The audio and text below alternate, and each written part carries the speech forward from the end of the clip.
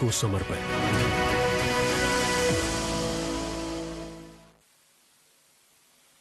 अब परम आदरणीय प्रधानमंत्री जी से अनुरोध है कि वे अपने आशीर्वचनों से हम सबका मार्गदर्शन करें।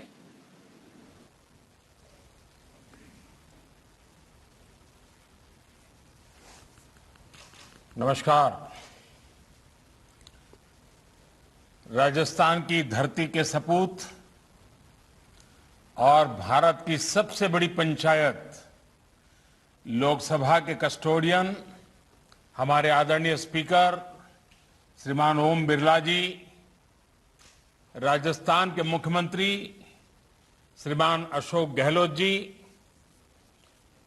केंद्रीय स्वास्थ्य मंत्री श्री मनसुख मंडाविया जी, केंद्रीय मंत्रिमंडल में मेरे अन्य सभी सहयोगी श्रीमान गजेंद्र सिंह शेखावत जी, भूपेंद्र यादव जी, अर्जुन राम मेघवाल जी, कैलाश चौधरी जी, डॉक्टर भारती पवार जी, श्री भगवंत खुबा जी, राजस्थान की पूर्व मुख्यमंत्री बहन वसुंधरा राजे जी, नेता विपक्ष गुलाब चंद कटारिया जी, राजस्थान सरकार के अन्य मंत्रीगण, सांसदगण, विधायकगण, कार्यक्रम में उपस्थित अन्य सभी महानुभाव और राजस्थान के मेरे प्यारे भाइयों और बहनों, 100 साल की सबसे बड़ी महामारी ने दुनिया के हेल्थ सेक्टर के सामने अनेक चुनौतियां खड़ी कर दी और ये महामारी बहुत कुछ सिखाया भी है और बहुत कुछ सिखा रही है। हर देश अपने अपने तरीके से इस संकट से निपटने में जुटा है। भारत ने इस आपदा में आत्मनिर्भरता का, अपने सामर्थ्य में बढ़ोतरी का संकल्प लिया है। राजस्थान में 4 नए मेडिकल कॉलेज के निर्माण के कार्य का प्रारंभ और जयपुर में इंस्टीट्यूट ऑफ पेट्रोकेमिकल टेक्नोलॉजी का उद्घाटन इसी दिशा में एक अहम कदम है। मैं राजस्थान के सभी नागरिकों को बहुत बहुत बधाई देता हूं और आज मुझे राजस्थान के इस विशेष कार्यक्रम में वर्चुअली मिलने का मौका मिला है, तो मैं राजस्थान के उस बेटे बेटियों का भी अभिनंदन करना चाहता हूं जिन्होंने ओलंपिक में हिंदुस्तान का झंडा गाड़ने में अहम भूमिका निभाई है। वैसे मेरे राजस्थान के बेटे बेटियों को भी मैं आज फिर से एक बार बधाई देना चाहता हूं। आज जब ये कार्यक्रम हो रहा है तब जयपुर सहित देश के 10 सीपेट सेंटर्स में प्लास्टिक और उससे जुड़े वेस्ट मैनेजमेंट रूल्स को लेकर जागरूकता कार्यक्रम भी चल रहा है। इस पहल के लिए भी मैं देश के सभी गणमान्य नागरिकों को बहुत बहुत शुभकामनाएं देता हूं। भाइयों और बहनों, साल 2014 के बाद से राजस्थान में 23 नए मेडिकल कॉलेजों के लिए केंद्र सरकार ने स्वीकृति दी थी। इनमें से 7 मेडिकल कॉलेज काम करना शुरू कर चुके हैं और आज बांसवाड़ा, सिरोही, हनुमानगढ़ और दौसा में नए मेडिकल कॉलेज के निर्माण की शुरुआत हुई है। मैं इन क्षेत्रों के लोगों को बहुत बहुत बधाई देता हूं। मैंने देखा है यहां के जो जनप्रतिनिधि रहे हैं, हमारे माननीय सांसद हैं, उनसे जब भी मुलाकात होती थी तो वो बताते थे कि मेडिकल कॉलेज बनने से कितना फायदा होगा। चाहे सांसद मेरे मित्र भाई कनकमल कटारा जी हो, हमारी सीनियर एमपी बहन जसकौर मीणा जी हो, मेरे बहुत पुराने साथी भाई निहाल चंद चौहान जी हो, या हमारे आधे गुजराती आधे राजस्थानी ऐसे भाई देवजी पटेल हो, आप सभी राजस्थान में मेडिकल इंफ्रा को लेकर काफी जागरूक रहे हैं। मुझे विश्वास है इन नए मेडिकल कॉलेज का निर्माण राज्य सरकार के सहयोग से समय पर पूरा होगा। साथियों, हम सभी ने देखा है कि कुछ दशक पहले देश की मेडिकल व्यवस्थाओं का क्या हाल था। 2001 में, आज से 20 साल पहले, जब मुझे गुजरात ने मुख्यमंत्री के तौर पर सेवा का अवसर दिया तो हेल्थ सेक्टर की स्थिति वहां की भी बहुत चुनौतियों से भरी हुई थी।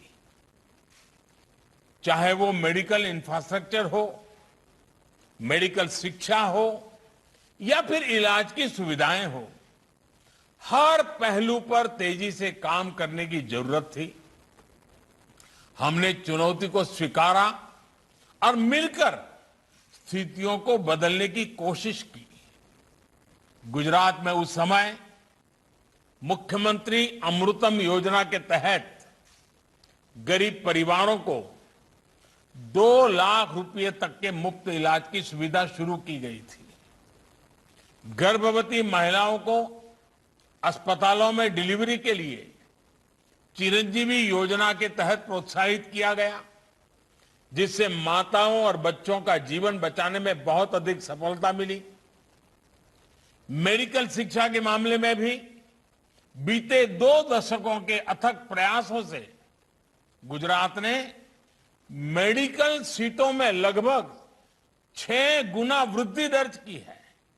साथियों, मुख्यमंत्री के रूप में देश के हेल्थ सेक्टर की जो कमियां मुझे अनुभव होती थी, बीते 6-7 सालों से उनको दूर करने की निरंतर कोशिश की जा रही है। और हम सबको मालूम है, हमारा संविधान के तहत जो फेडरल स्ट्रक्चर की व्यवस्था है, उसमें हेल्थ ये राज्य का विषय है, राज्य की जिम्मेवारी है। लेकिन मैं राज्य का मुख्यमंत्री रहा लंबे समय तक, तो क्या कठिनाइयां हैं वो मुझे मालूम थी। तो मैंने भारत सरकार में आकर के, भले दायित्व राज्य का हो तो भी उसमें बहुत सारे काम करने चाहिए भारत सरकार ने, और उस दिशा में हमने प्रयास शुरू किया। हमारे यहां एक बड़ी समस्या ये थी कि देश का हेल्थ सिस्टम बहुत ही अधिक टुकड़ों में बटा हुआ था। अलग अलग राज्यों के मेडिकल सिस्टम में राष्ट्रीय स्तर पर कनेक्टिविटी और कलेक्टिव अप्रोच का अभाव था। भारत जैसे देश में जहां बेहतर स्वास्थ्य सुविधाएं राज्य की राजधानियां या कुछ मेट्रो सिटी तक ही सीमित थी, जहां गरीब परिवार रोजगार के लिए एक राज्य से दूसरे राज्य जाते हैं, वहां राज्य की सीमाओं तक सिमटी स्वास्थ्य योजनाओं से बहुत लाभ नहीं हो पा रहा था। इसी प्रकार प्राइमरी हेल्थ केयर और बड़े अस्पतालों में भी एक बहुत बड़ा गैप नजर आता था। हमारी पारंपरिक चिकित्सा पद्धति और आधुनिक चिकित्सा पद्धति के बीच भी तालमेल की कमी थी। गवर्नेंस की इन कमियों को दूर किया जाना बहुत जरूरी था। देश के स्वास्थ्य सेक्टर को ट्रांसफॉर्म करने के लिए हमने एक राष्ट्रीय अप्रोच, एक नई राष्ट्रीय स्वास्थ्य नीति पर काम किया। स्वच्छ भारत अभियान से लेकर आयुष्मान भारत और अब आयुष्मान भारत डिजिटल मिशन तक, ऐसे अनेक प्रयास इसी का हिस्सा है। आयुष्मान भारत योजना से ही अभी तक राजस्थान के लगभग 3.5 लाख लोगों का मुफ्त इलाज हो चुका है। गांव देहात में स्वास्थ्य सुविधाओं को मजबूत करने वाले लगभग 2,500 हेल्थ एंड वेलनेस सेंटर आज राजस्थान में काम करना शुरू कर चुके हैं। सरकार का जोर प्रिवेंटिव हेल्थ केयर पर भी है। हमने नया आयुष मंत्रालय तो बनाया ही है, आयुर्वेद और योग को भी निरंतर बढ़ावा दे रहे हैं। भाई और बहनों, एक और बड़ी समस्या मेडिकल इंफ्रास्ट्रक्चर के निर्माण की धीमी गति की भी रही है। चाहे एम्स हो, मेडिकल कॉलेज हो या फिर एम्स जैसे सुपर स्पेशलिटी अस्पताल हो, इनका नेटवर्क देश के कोने कोने तक तेजी से फैलाना बहुत जरूरी है। आज हम संतोष के साथ कह सकते हैं कि 6 एम्स से आगे बढ़कर आज भारत 22 से ज्यादा एम्स के सशक्त नेटवर्क की तरफ बढ़ रहा है। इन 6-7 सालों में 170 से अधिक नए मेडिकल कॉलेज तैयार हो चुके हैं और 100 से ज्यादा नए मेडिकल कॉलेज पर काम तेजी से चल रहा है। साल 2014 में देश में मेडिकल की अंडर ग्रेजुएट और पोस्ट ग्रेजुएट की कुल सीटें 82,000 के करीब थी।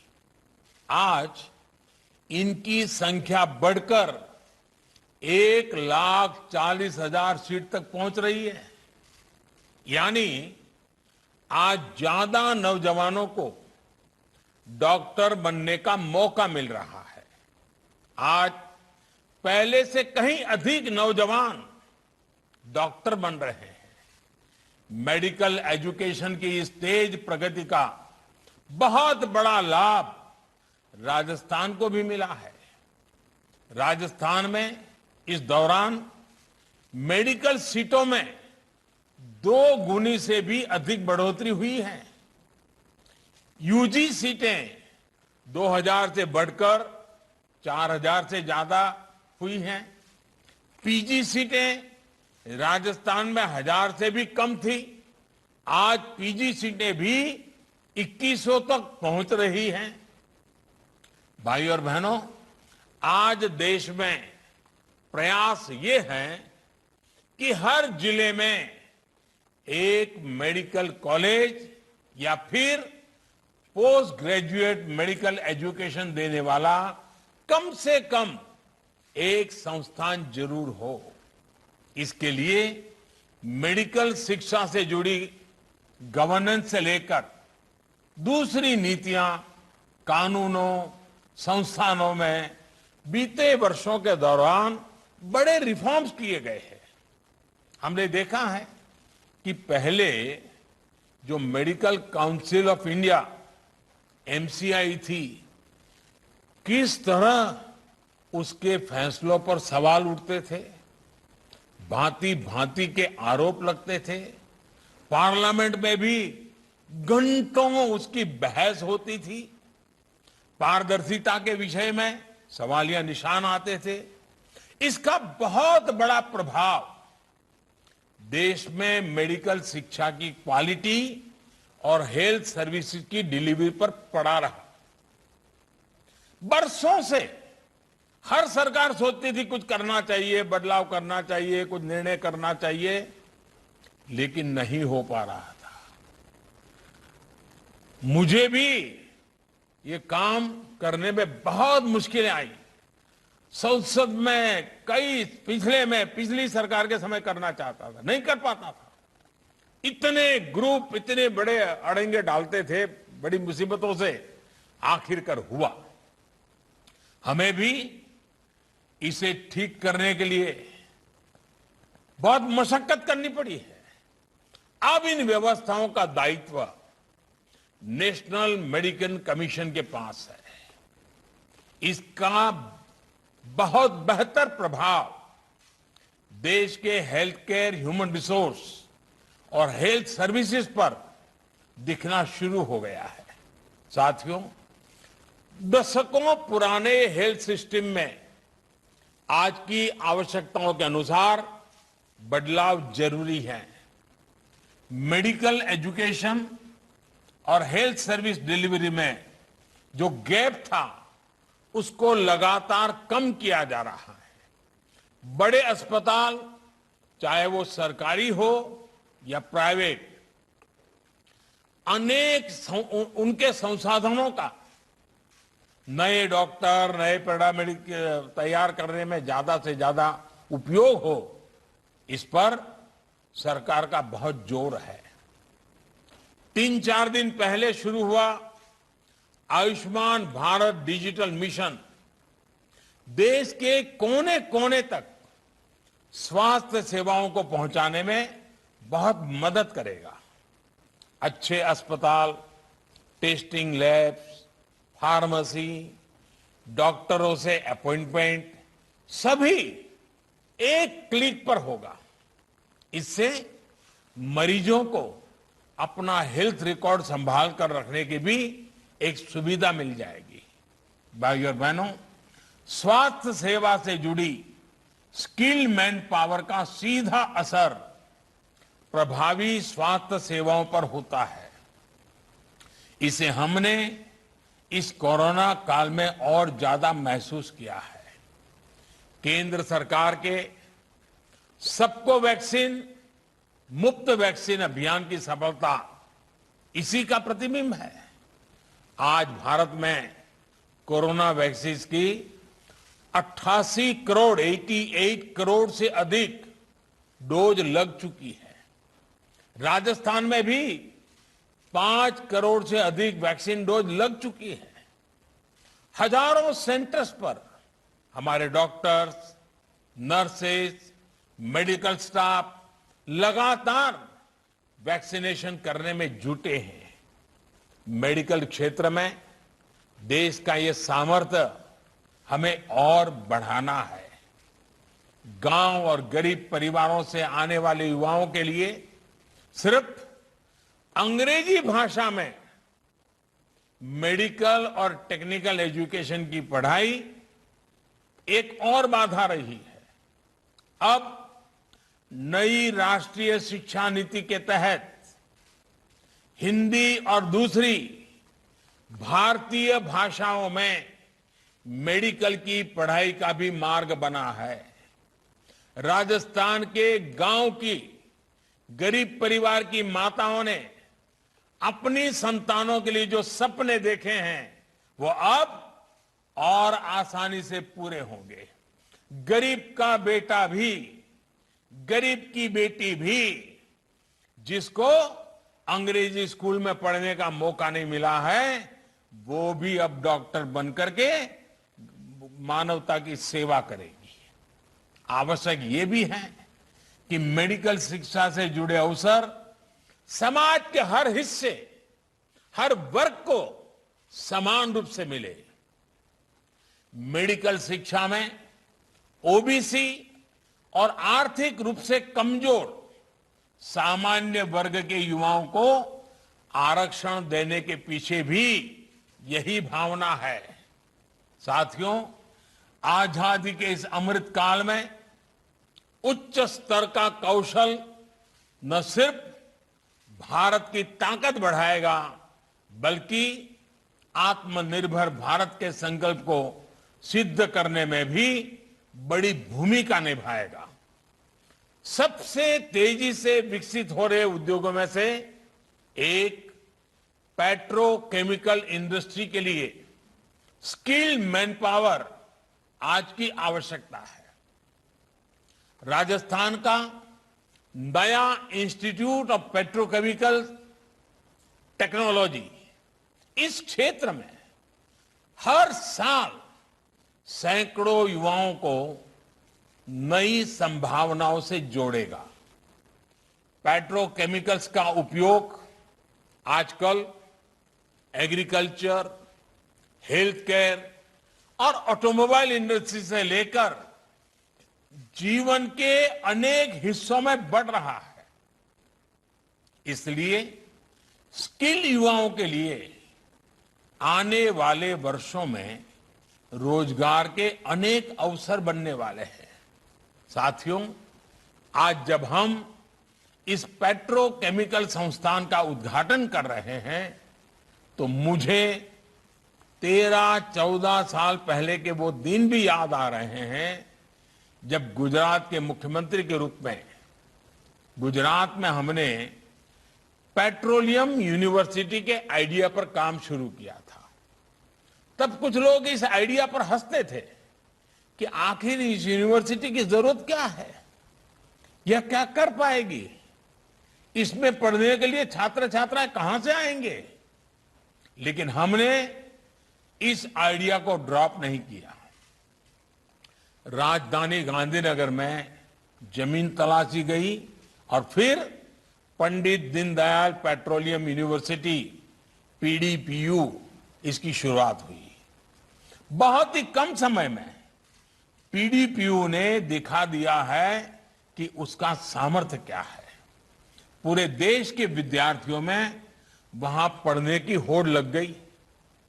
अब इस यूनिवर्सिटी के विजन का और विस्तार हो चुका है। अब ये पंडित दीनदयाल एनर्जी यूनिवर्सिटी पीडीईयू के रूप में जानी जाती है। इसी तरह के संस्थान अब भारत के युवाओं को क्लीन एनर्जी के लिए, इनोवेटिव सॉल्यूशंस के लिए आविष्कार का मार्ग दिखा रहे हैं, उनकी एक्सपर्टीज बढ़ा रहे हैं। साथियों, बाड़मेर में राजस्थान रिफाइनरी प्रोजेक्ट पर भी तेजी से काम जारी है। इस प्रोजेक्ट पर 70,000 करोड़ रुपए से ज्यादा का निवेश किया जा रहा है। इंस्टीट्यूट ऑफ पेट्रोकेमिकल टेक्नोलॉजी से पढ़कर निकलने वाले प्रोफेशनल्स के लिए ये प्रोजेक्ट बहुत से नए मौके बनाएगा। राजस्थान में जो सिटी गैस डिस्ट्रीब्यूशन का काम हो रहा है, उसमें भी युवाओं के लिए बहुत संभावनाएं हैं। 2014 तक राजस्थान के सिर्फ एक शहर में सिटी गैस डिस्ट्रीब्यूशन की मंजूरी थी। आज राजस्थान के 17 जिले सिटी गैस डिस्ट्रीब्यूशन नेटवर्क के लिए अधिकृत किए जा चुके हैं। आने वाले वर्षों में राज्य के हर जिले में पाइप से गैस पहुंचाने का नेटवर्क होगा। भाइयों और बहनों, राजस्थान का एक बड़ा हिस्सा रेगिस्तानी तो है ही, सीमावर्ती भी है। कठिन भौगोलिक परिस्थितियों के कारण हमारी माताएं बहनें बहुत सी चुनौतियों का सामना करती रही है। अनेक वर्षों तक मैं राजस्थान के दूर दराज के क्षेत्रों में आता जाता रहा। मैंने देखा है कि शौचालय, बिजली और गैस कनेक्शन के अभाव में माताओं बहनों को कितनी मुश्किलें आती थी। आज गरीब से गरीब के घर शौचालय, बिजली और गैस का कनेक्शन पहुंचने से जीवन बहुत आसान हुआ है। पीने का पानी तो राजस्थान में एक प्रकार से आए दिन माताओं बहनों के धैर्य की परीक्षा लेता है। आज जल जीवन मिशन के तहत राजस्थान के 21 लाख से अधिक परिवारों को पाइप से पानी पहुंचना शुरू हुआ है। हर घर जल अभियान राजस्थान की माताओं, बहनों, बेटियों के पैरों में जो सालों साल छाले पड़ते हैं, उन पर मरहम लगाने का एक छोटा पर ईमानदार प्रयास है। साथियों, राजस्थान का विकास भारत के विकास को भी गति देता है। जब राजस्थान के लोगों को गरीब की, मध्यम वर्ग की सहूलियत बढ़ती है, उनकी ईज ऑफ लिविंग बढ़ती है, तो मुझे भी संतोष होता है।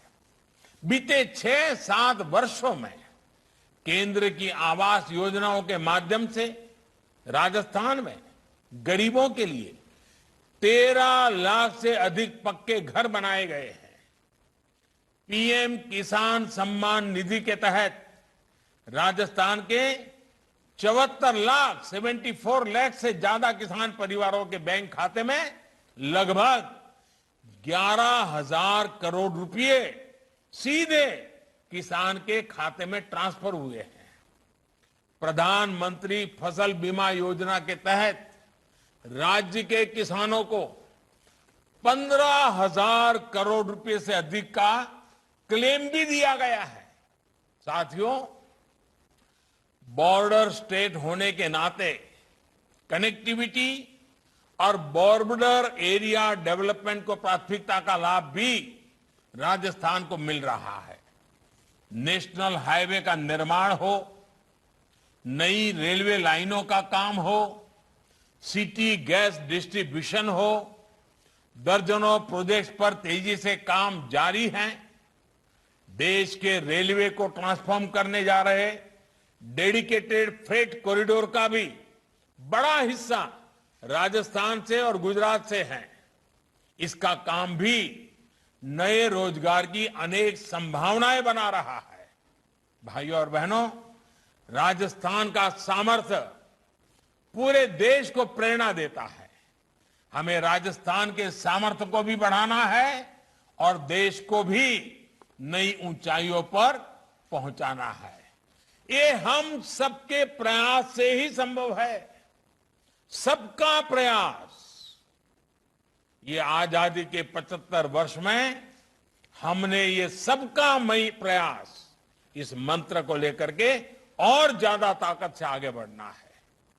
भारत की आजादी का यह अमृत काल राजस्थान के विकास का भी स्वर्णिम काल बने, ये हमारी शुभकामनाएं हैं। और अभी जब मैं राजस्थान के मुख्यमंत्री जी को सुन रहा था तो उन्होंने एक लंबी सूची कामों की बता दी।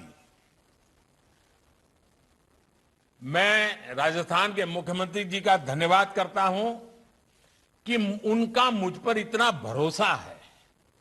और लोकतंत्र में यही बहुत बड़ी ताकत है। उनकी राजनीतिक विचारधारा पार्टी अलग है, मेरी राजनीतिक विचारधारा पार्टी अलग है, लेकिन अशोक जी का मुझ पे जो भरोसा है, उसी के कारण आज उन्होंने दिल खोल करके बहुत सी बातें रखी हैं। ये दोस्ती, ये विश्वास, ये भरोसा, ये लोकतंत्र की बहुत बड़ी ताकत है। मैं फिर एक बार राजस्थान के लोगों का हृदय से अभिनंदन करता हूं, बहुत बहुत बधाई देता हूं। धन्यवाद। हम परम आदरणीय प्रधानमंत्री जी का और आप सभी महानुभावों का इस कार्यक्रम में सम्मिलित होने के लिए हृदय से धन्यवाद ज्ञापन करते हैं। बहुत बहुत धन्यवाद।